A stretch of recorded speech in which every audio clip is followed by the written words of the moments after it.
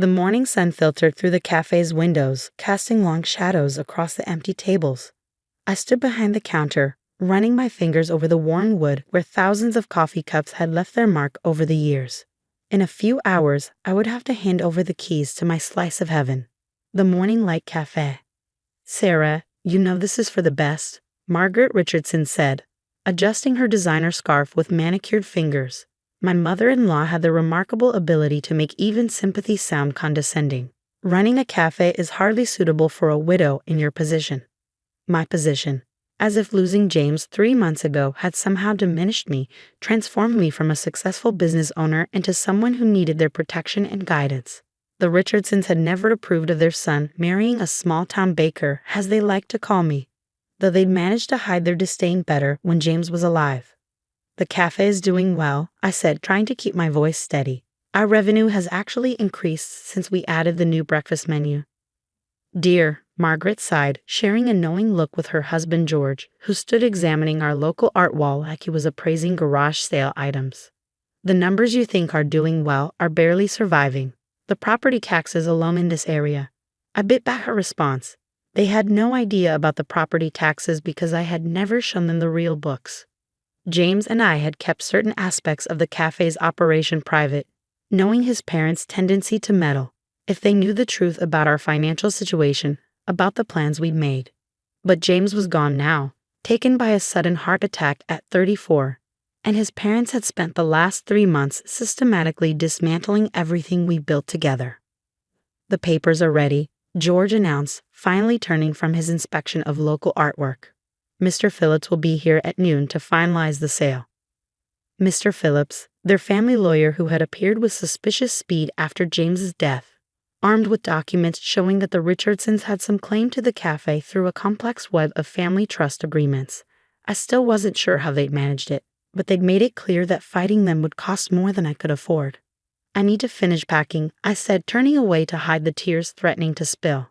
The storage room still held boxes of James's things, recipes we developed together, photos of our early days when the cafe was just a dream, the special roasting equipment he'd surprised me with on our last anniversary. "Don't worry about any of that," Margaret said briskly. "We'll have people handle the clearance. You should focus on finding alternative employment." The way she said it made it clear she had something specific in mind. Probably the receptionist position at George's law firm that she'd been none too subtly suggesting. A respectable job, as she put it. I waited until they left before allowing myself to break down. Sliding down behind the counter, I pulled out the worn leather notebook James and I had used to plan our future. Inside, behind the recipe notes and profit projections, was a letter from the city planning department dated just 2 weeks before James died. "Dear Mr. and Mrs. Richardson," it began, "regarding your inquiry about the proposed downtown development project. James had been so excited when we first heard rumors about the city's plans. Our cafe sat at the corner of what would become the centerpiece of a massive urban renewal project. The entire block would be transformed into a modern shopping and entertainment district. We had attended city council meetings in secret, gathering information, making plans. The property values would skyrocket once the project was announced. Several developers had already made discreet inquiries, offering to buy the building for well above market value. But we had bigger plans. I pulled out another document from the notebook. Architectural plans for an expanded version of Morning Light, incorporating the neighboring vacant lot we quietly purchased through a shell company James had set up. The new cafe would have been spectacular, with rooftop seating overlooking the planned central plaza. A knock at the front door startled me from my memories. Looking up, I saw David Chen, our regular customer and local real estate attorney, peering through the glass. I quickly wiped my eyes and let him in. "I heard about the sale," he said without preamble. "Sarah, you can't let them do this." "I don't have a choice," I replied, automatic response worn smooth from repetition. "They found some clause in the family trust." "There's always a choice," David insisted, pulling out a thick folder from his briefcase. "I've been looking into the property records. The way they're trying to claim ownership through the trust is questionable at best." "If you let me help." I shook my head. "I can't afford a legal battle, David. They drained me dry before we ever got to court." He started to argue but stopped, noticing something in my expression. David had been more than just a customer over the years. He'd become a friend, someone who understood the subtle dynamics at play. "There's something you're not telling me," he said slowly. I glanced at the clock, 10:45 a.m. The sale would be finalized in just over an hour. Part of me wanted to tell David everything, to share the secret James and I had kept so carefully. But the other part, the part that had spent weeks planning this moment, knew better. "Just promise me one thing," I said, pulling an envelope from under the counter. "Deliver this to Margaret and George in exactly 2 months." David took the envelope, frowning. "Sarah, what are you?" "Promise me," I insisted. 2 months from today, no sooner."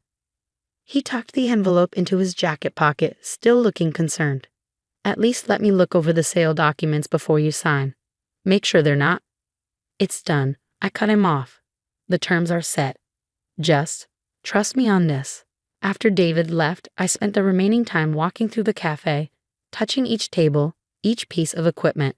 The antique espresso machine James had restored himself. The wall of customer photos we'd accumulated over 5 years of business. The hidden corner table where he proposed, getting down on one knee with a ring nestled in a coffee cup.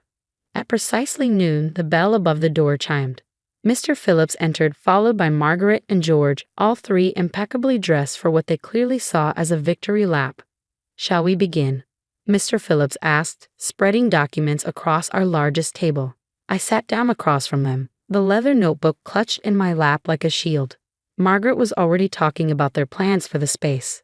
Some pretentious wine bar concept that would elevate the neighborhood. If only they knew. I signed where indicated, each stroke of the pen feeling like a betrayal and a triumph all at once. James would have understood. He would have seen the beautiful irony of it all. "Here are the keys," I said, placing them on the table. "The property's all yours." "Sarah," Margaret said, her voice dripping with insincere concern. "I know this is difficult, but you'll see we're right. This is really the best thing for everyone." I stood gathering my few remaining belongings. At the door, I turned back one last time, taking in the sight of them examining their new acquisition like vultures picking over prey. "You're right about one thing," I said softly. "This really is for the best." They didn't even look up as I left, didn't notice the small smile playing at my lips. In exactly 2 months, they would understand exactly what they'd bought and what they'd lost. But for now, I had a plan to set in motion and a promise to keep to James. The game was only beginning. 2 weeks after the sale, I sat in my small apartment reviewing the documents James and I had spent years gathering. Property assessments, zoning ordinances, environmental impact studies, all carefully organized in color-coded folders. The wall above my desk was covered in maps and city planning documents showing exactly why our little corner cafe was worth far more than the Richardsons realized. My phone buzzed. A message from David. "They've started renovations. Margaret's supervising personally." I smiled, imagining my mother-in-law micromanaging the contractors, completely unaware of what lay beneath the cafe's foundation. The geological surveys we'd commissioned had confirmed it.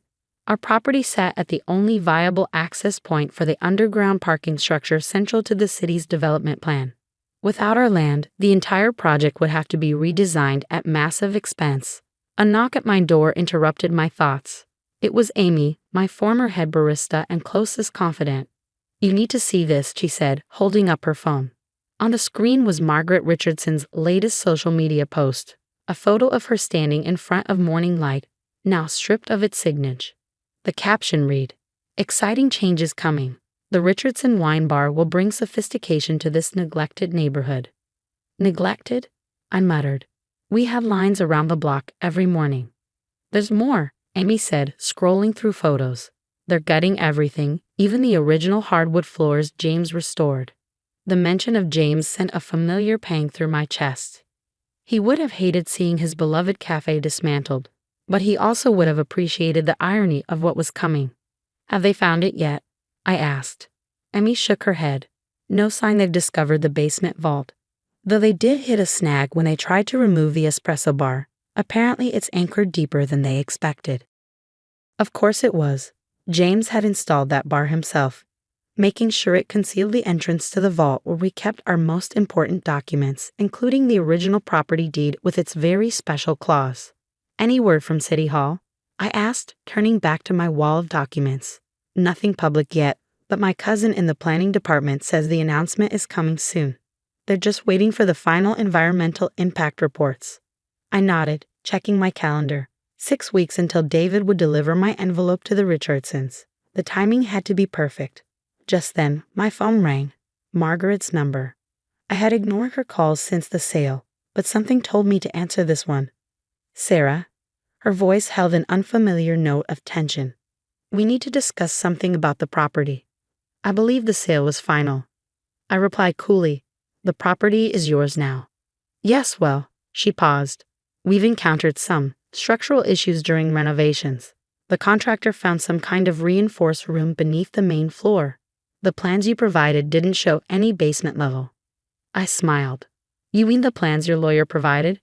The ones your son helped me falsify before he died. The silence on the other end was satisfying. What'd you just say?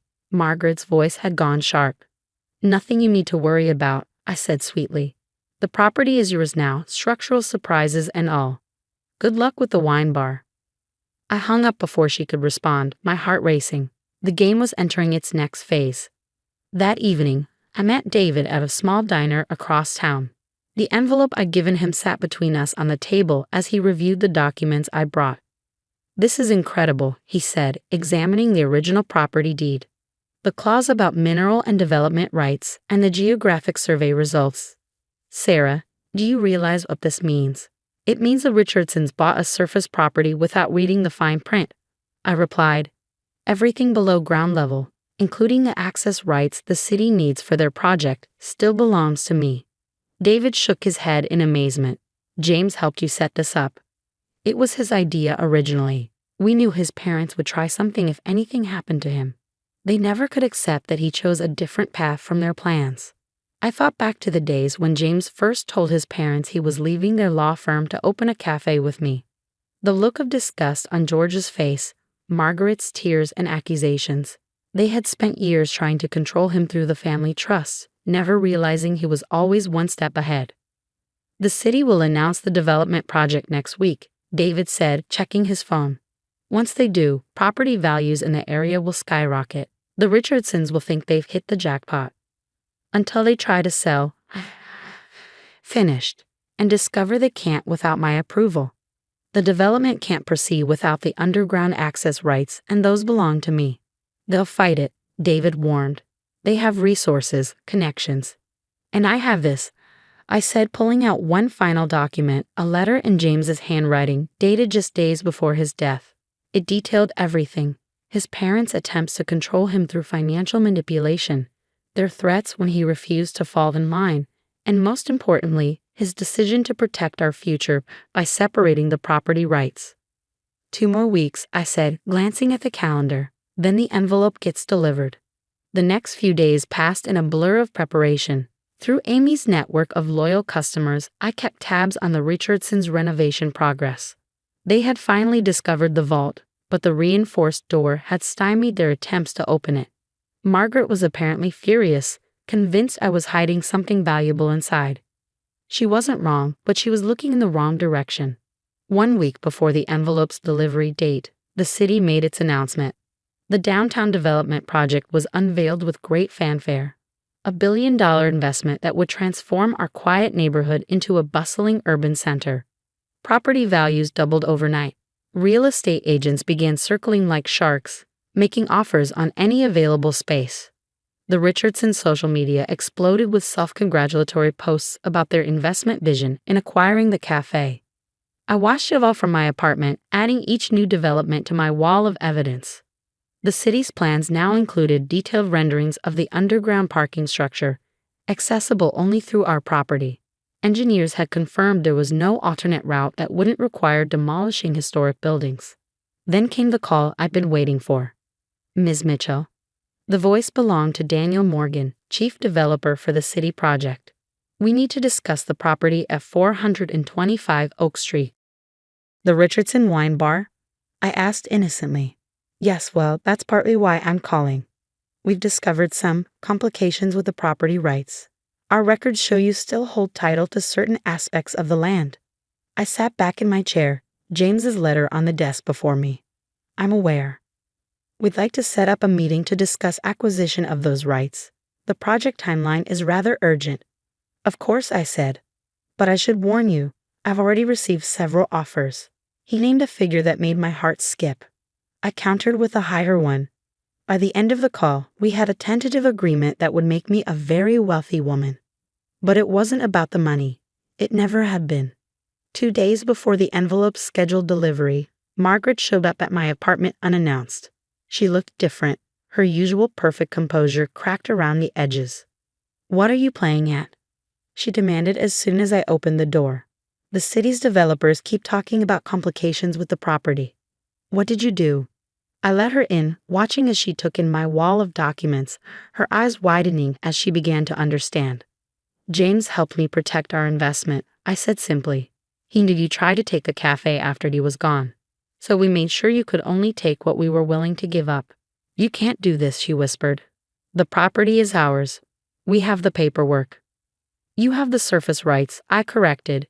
"Everything below ground, including the access rights the city needs for their billion-dollar project, belongs to me. James made sure of that before he died." Margaret sank onto my couch, her designer outfit suddenly looking out of place in my modest apartment. "Why?" she asked, her voice small.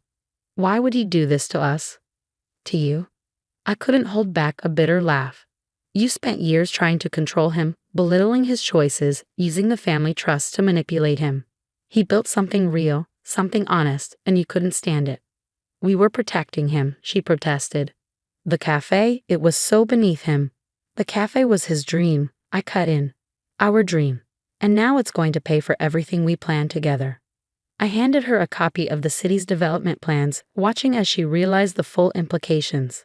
The property she thought they'd snatch away from me for a bargain price was worthless without the rights I still held. "George will fight this," she said, but there was no conviction in her voice. "Good," I replied, "because in 2 days you're going to receive some very interesting documents. Things James wanted you to see after you showed your true colors." She left looking shaken, her perfect world crumbling around her. I watched from my window as she got into her luxury car, hands trembling as she gripped the steering wheel. The next day, I visited James's grave, bringing his favorite coffee blend and the news he would have loved to hear. "We did it," I whispered, touching the cool stone. "Everything we planned, everything we built.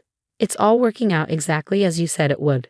In less than 24 hours, David would deliver the envelope that would change everything. Inside were copies of every document proving the Richardsons' manipulation, James's letter detailing their threats, and most importantly, proof that he had outsmarted them one final time. The game was almost over, and justice was about to be served in ways they never saw coming. The morning David was scheduled to deliver the envelope, I sat in his office watching the security feed from the Richardsons' law firm on his laptop. At precisely 9 a.m., he walked into their plush reception area, envelope in hand. "They're all gathered in the conference room," he told me through our phone connection. "George, Margaret, their lawyers, even some of the senior partners." "Perfect," I replied, my heart racing, just like James would have wanted. The feed showed David being escorted into the conference room. I couldn't hear the conversation, but I could see Margaret's face go pale as she opened the envelope. George grabbed the documents from her hands, his expression darkening with each page he read. Inside that envelope was everything. Proof that James had legally separated the surface and subsurface property rights years ago. Documentation of the Richardsons' attempts to manipulate him through the family trusts, and most devastatingly, James's final letter to his parents. "Dear Mother and Father," it began. "If you're reading this, then everything has happened exactly as I predicted. You've tried to take what Sarah and I built, thinking you could simply sweep in and claim it as your own. But I've spent years preparing for this moment, protecting our legacy from your greed." My phone buzzed. A message from Amy. "You need to see this. They're tearing up the cafe floor." Attached was a photo showing contractors breaking through the hardwood, revealing the reinforced concrete beneath. They were obviously looking for something, not realizing that the real treasure wasn't in the vault they'd discovered. Back on the security feed, I watched George stand up suddenly, his face contorted with rage. The other lawyers were passing documents around, their expressions growing more concerned by the minute. "They just found the property records," David narrated. "They're realizing that without the subsurface rights, they can't sell to any developers. The wine bar is worthless. Another message from Amy. City inspectors just showed up. They're posting notices about required permits for structural modifications. Everything was falling into place exactly as James had planned. The Richardsons had been so eager to seize control of the cafe that they hadn't bothered with proper due diligence. Now their rushed renovations were about to cost them dearly. My phone rang. Daniel Morgan from the City Development Office. "Ms. Mitchell," he said without preamble. "We've reviewed your counteroffer for the subsurface rights. The council has approved the full amount." I smiled, thinking of the number we discussed, nearly 3 times what the Richardsons had paid for the entire cafe. "When would you like to meet to finalize the paperwork?" I asked. "That's actually why I'm calling," he replied. "The Richardsons' lawyers just contacted us. They're claiming fraud, saying the property rights separation wasn't properly disclosed during the sale." "Check the sales contract," I said calmly. "Page 17, paragraph 3, subsection B. They signed off on acquiring surface rights only to the property. It's in black and white." The security feed showed George storming out of the conference room, phone pressed to his ear. Moments later, my phone rang again. His number. "You planned this," he snarled when I answered. "You and James, you set us up." "No, George," I replied evenly. "You set yourselves up. You were so convinced you could bully and manipulate your way to what you wanted that you never bothered to read what you were actually buying." "We'll fight this," he threatened. "We have resources." "So do I." I cut in. "Thanks to you, actually. The money you paid for the cafe surface rights, James and I used it to hire the best property rights attorneys in the state. Would you like their numbers?" After he hung up, I watched through the security feed as he returned to the conference room. The other lawyers were packing up their briefcases, clearly wanting no part of what was coming. Margaret sat alone at the table, still reading James's letter. Through the grainy footage, I could see tears running down her face. By afternoon, news of the development project had hit the local media. Property values in the area soared even higher as details of the planned transformation emerged. The Richardsons' wine bar concept, which had seemed pretentious before, now looked hopelessly out of place in what would become the city's premier shopping and entertainment district. I met Amy for coffee at our old rival cafe across town. She handed me her phone, showing social media lighting up with the story. "They're saying the Richardsons got conned," she said, scrolling through comments. "But anyone who knows the real story is celebrating. You should see what your old customers are saying." I smiled, remembering all the regulars who had supported us over the years, who had understood what morning light meant to the community. They would appreciate the justice of it all. A text from David interrupted our conversation. "Margaret's here. She wants to talk." 20 minutes later, I walked into David's office to find my mother-in-law sitting alone, looking smaller and older than I remembered.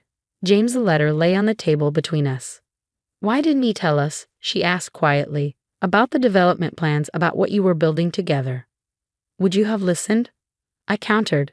"Or would you have tried to take control of that too?" She dabbed at her eyes with an expensive handkerchief. "We thought we were protecting him. The family name, the legacy." "James built his own legacy," I said firmly. Warning Light wasn't just a cafe. It was proof that he could succeed on his own terms, without your money or connections. "And now," she asked, "what happens now?" I pulled out the city's final offer for the subsurface rights, sliding it across the table. Her eyes widened at the number. "This is what you'll be fighting if you pursue legal action," I explained. "Every major developer in the city wants these rights. They'll wait years while you tie things up in court. But in the end, the property laws are clear. James made sure of that." "And the letter?" Her voice cracked. "The things he wrote about us, about how we treated him. That was his gift to you," I said softly. "One last chance to understand who he really was, what really mattered to him." I left her there with the letter and the contract, knowing she had decisions to make. The Richardsons could fight, spend years and fortunes in court, but they couldn't change what James had done. He had protected our dream, ensuring it would survive even without him. 2 weeks later, I stood watching as workers removed the Richardson wine bar sign from the cafe's facade.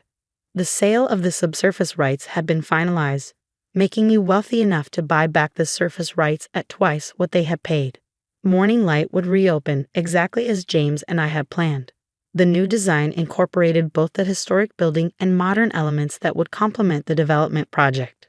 the rooftop garden we had dreamed of would happen after all. Amy supervised as our old equipment was moved back in, including James's beloved espresso machine. The contractors had never managed to open the vault, which was fine. Its contents had served their purpose.